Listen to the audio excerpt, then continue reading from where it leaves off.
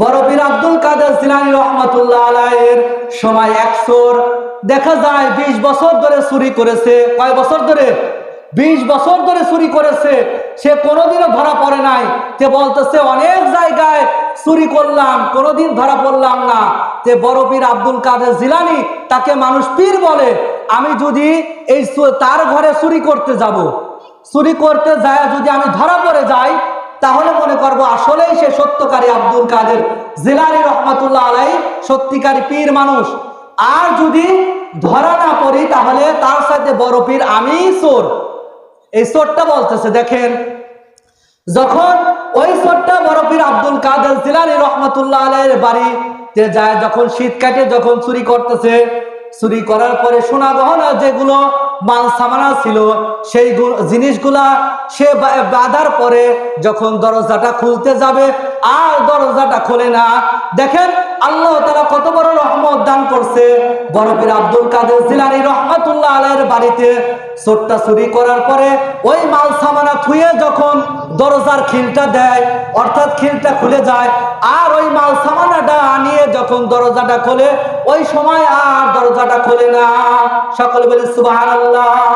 দেখেন, আর যে এরকম করে রাত যখন গভীর হয়ে যাচ্ছে, যখন রাত 3টা বেজে গেছে, 3টা সাড়ে 3টা বেজে যাওয়ার পরে যখন চোরটা বলতেছে বড় পীর আব্দুল কাদের জিলানী রহমাতুল্লাহ আলাইহি, অবশ্যই যখন আমি তো প্রচেষ্টা চালাচ্ছি, আমার তো বাড়ানোর কোনো অবস্থা হচ্ছে না, তাহলে কি করা যায়?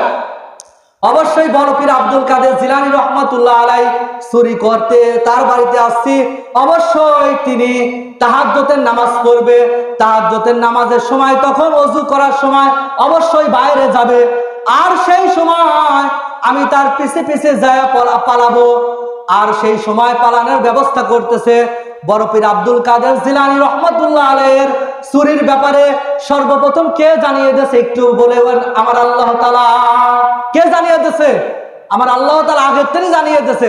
ওই দিন বড় পীর আব্দুল কাদের জিলানী রহমাতুল্লাহ আলাইহি বাইরে বাড়ালেন না, তাই তায়াম্মুম সেরে তিনি তাহাজ্জুদের নামাজে দাঁড়িয়ে গেলেন। সকলে বলি সুবহানাল্লাহ। তাহাজ্জুদের নামাজে যখন দাঁড়িয়ে গেছে, তাহাজ্জুদের নামাজটা শেষ হওয়ার পরে আবার একটু ঘুম পারতেছে, একটু আরাম ফরমাইছেন। তে বলতেছে, চোরটা ভাবতেছে যে তাহাজ্জুদের নামাজে তো বাইরে গেল না, তাহলে কি করা যায়? বড় পীর আব্দুল কাদের জিলানী রহমাতুল্লাহ আলাইহির বাড়িতে চুরি করতে এসে তো আমি বিপদে পড়ে গেলাম। এতক্ষণ পর্যন্ত মাল সামানা নিয়ে যখন দরজাটা খোলে না, আর যখন মাল সামানা থুয়ে মাটিতে থুয়ে দরজাটা খুলে দেয়, ওই সময় খুলে যায়। আর যখন আস্তে আস্তে ফজরের সময় চলে আসার পরে বলতেছে, আর আমি মাল সামানা নেওয়ার দরকার নাই, আমি নিজের জানটা নিয়ে আমি পালায়া যাই। আর যখন শেষ রাতে যখন ফজরের নামাজের আজান দিবে, তার আগ মুহূর্তে মাল সামানাটা এরকম করে নিচে থুয়ার পরে যখন দরজাটা খুলে চলে যাবে, আর তখন আল্লাহ তাআলা ওই সময় তাকে সুযোগ দিয়েছিল।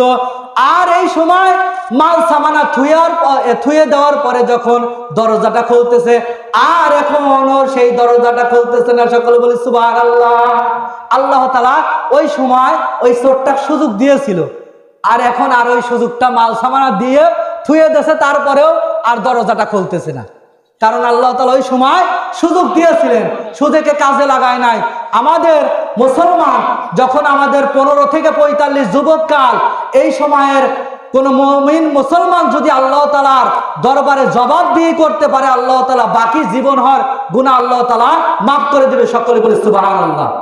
সেজন্য আল্লাহ তাআলা যার যেই সময়, এখন বৃদ্ধ সময় যদি আপনি সিজদা দেন, অনেকেই আপনারা বলেন, আমি ছোট মানুষ হিসাবে আপনাদের কথা বলে যাই, আপনারা যারা মুসলমান মুমিন লোক আছেন, যারা বৃদ্ধ হয়ে গেছেন, অনেকেই আপনারা 4 রাকাত নামাজ পড়তে যায় ভাবেন যে আমার 5 রাকাত নামাজ হয়েই গেল না 3 রাকাত হয়ে গেল। বলেন ঠিক কিনা? এইটাই তো সাধারণ। আমরা যারা যুবক মানুষ অনেকেই আমার কাছে ফোন করে বলে যে হুজুর, অনেকেই আমাদের নামাজ পড়ার সময় আমরা উল্টাপাল্টা চিন্তা আসে।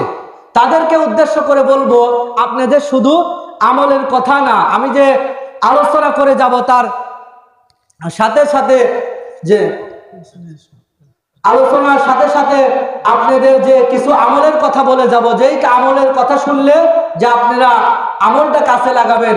যাদের 5 ওয়াক্ত নামাজ পড়তে মন চায় না, অথবা যাদের নামাজে দাঁড়াইলে দুনিয়াবি উল্টা পাল্টা চিন্তা আসে যে আমি এই সময় দোকানের হিসাব করতেছি, এই সময় অন্য অন্য কাজে আমরা নিযুক্ত হয়েছি, তাদের কাছে আমি একটা টিপস দিয়ে দেব। দোয়াটা আপনারা যে সকল মা বোনেরা আছেন, ভাই বাবাজিরা, তাদেরকে উদ্দেশ্য করে বলবো, আপনারা একটা দোয়া পড়বেন। সেই দোয়াটা হচ্ছে আল্লাহুম্মা আইন্নি আলা যিকরিকা ওয়া শুকরিকা ওয়া হুসনি ইবাদাতিক। সকলে বলি সুবহানাল্লাহ। যাদের 5 ওয়াক্ত, যারা নামাজ পড়েন না, নামাজে দাঁড়াইলে যাদের উল্টা পাল্টা চিন্তা আসে, তারা এই নামাজের পরে এই দোয়াটা পড়ে নেবেন আপনারা। আর যে কথা বলতেছিলাম, যে ওই চোরটার কথা বলতেছিলাম, ওই যখন বরফির আব্দুল কাদের জিলানী রহমাতুল্লাহ আলাইহি যখন ফজরের রক্ত হয়ে গেল, ফজরের নামাজে যখন ইমাম সাহেব তো অবশ্যই নামাজের রক্ত যায়, বলেন ঠিক কিনা?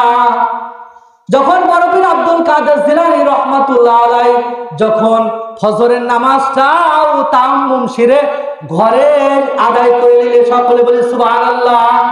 ওই চোরটা বলতেছে, সেটি তো তাহাজ্জুদের নামাজের সময় বের হলো না, ফজরের নামাজের সময় বের হলো না, তাহলে তো আমি তো ধরাই পড়ে যাচ্ছি, কি খবর?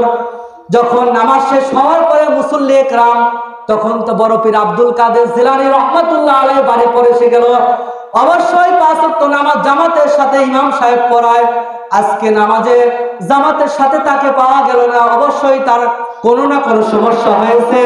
সব মুসল্লিরা বরফির আব্দুল কাদের জিলানী রহমাতুল্লাহ আলাইহির বাড়িতে এসে গেল। তখন ফর্সা হওয়ার পরে যখন সূর্যটা কিরণময় হয়ে গেছে, তখন বরফির আব্দুল কাদের জিলানী রহমাতুল্লাহ আলাইহি তার মুসল্লিরা বলতেছে, হুজুর দরজাটা খুলেন, আজকে আপনি মসজিদে গেলেন না, কি অবস্থা আপনি একটু খুলে বলেন। তখন বরফির আব্দুল কাদের জিলানী রহমাতুল্লাহ আলাইহি বলতেছে যে আমি যে নামাজে যাব, নামাজে যে যাওয়ার সময় যে যাব, ইমাম সাহেবই তো আমার ঘরের ভিতরে, সকলে বলি সুবহানাল্লাহ।